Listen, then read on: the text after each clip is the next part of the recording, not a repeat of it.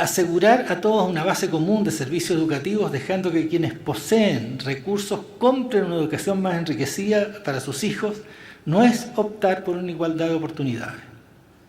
O sea, yo creo que aquí esto es bastante más difícil de aceptar. Normalmente las críticas que surgen cuando uno expone estas cosas, que eso es nivelar por lo bajo, ¿no es cierto?, que eso, si la persona hizo un esfuerzo y ganó plata, ¿por qué no va a poder gastar su plata en educar a sus hijos? O sea, ¿por qué voy a tener que igualar?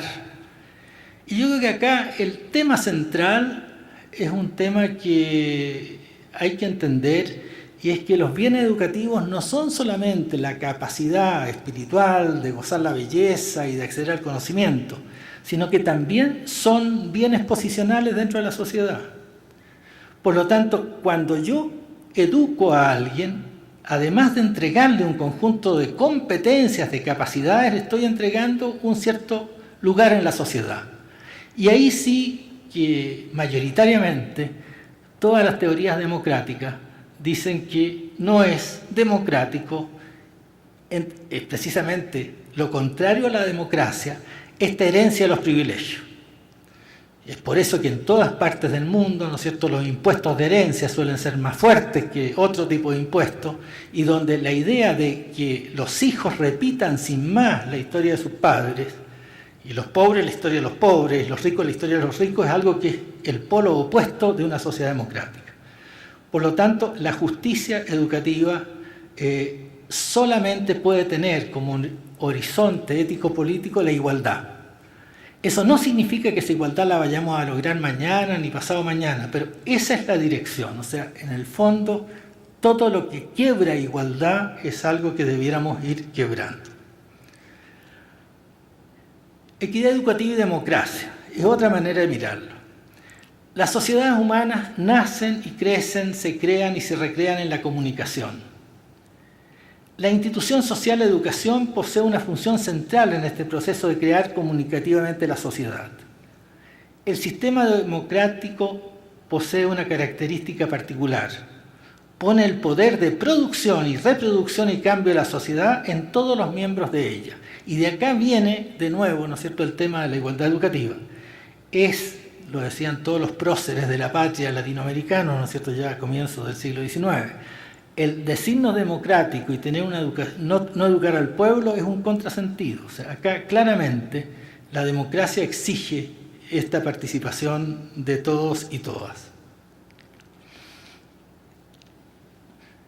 Pero más allá de la escuela creando democracia, es la escuela experimentando democracia. La igualdad es un concepto, pero también es un valor, es una manera de mirar al otro, es una manera de relacionarme con otro. Por lo tanto, si yo mantengo escuelas que son una especie de patio de atrás del espacio privado y no son la plaza pública, o sea, no son el lugar donde nos encontramos los distintos en la sociedad, es muy difícil que se dé la democracia. Por lo tanto, la democracia exige no solamente educación para todos, sino que educación en un medio socialmente integrado.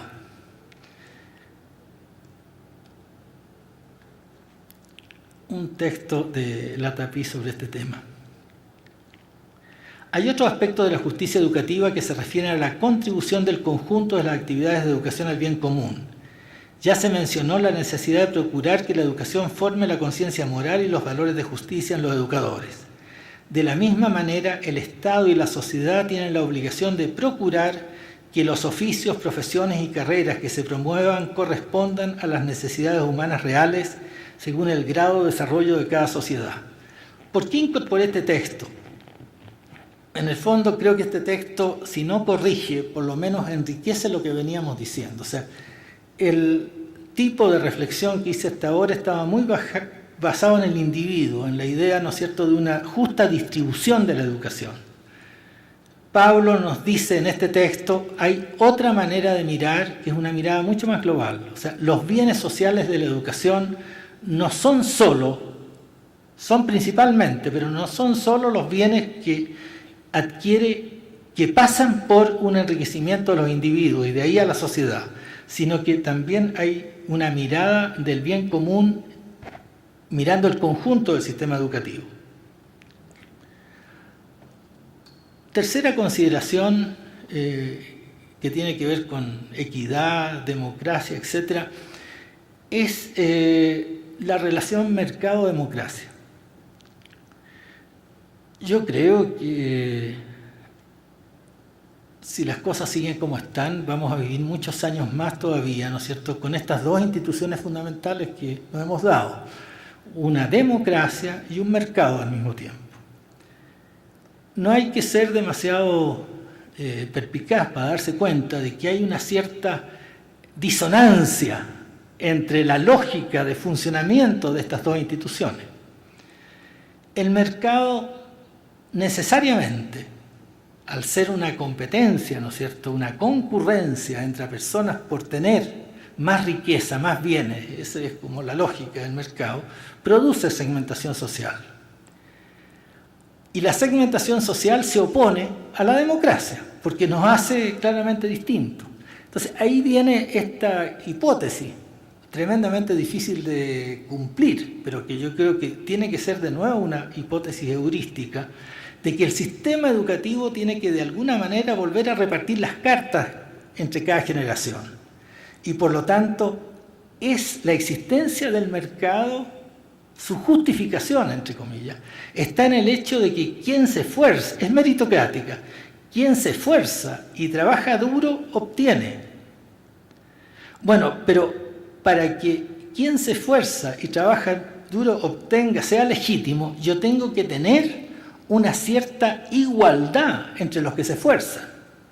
Si alguno se esfuerza, ¿no es cierto?, y no puede ser sino peón campesino, y el otro se esfuerza siendo gerente de una gran empresa, obviamente, y el hijo del campesino no puede optar nunca a ser gerente de una gran empresa, la cosa está mal. O sea, tiene que haber una base de igualdad que la única que lo puede proveer, en definitiva, es la educación.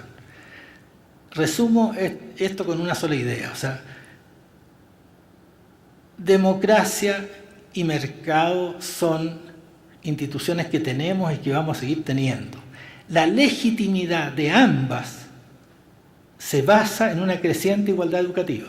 Si no nos damos a esa creciente igualdad educativa, vamos a tener problemas de ilegitimidad con todas las consecuencias sociales que eso tiene en estas dos cosas. Vamos a tener democracia a las cuales cada vez respetamos menos y vamos a tener un mercado que cada vez vamos a sentir y ver más injusto.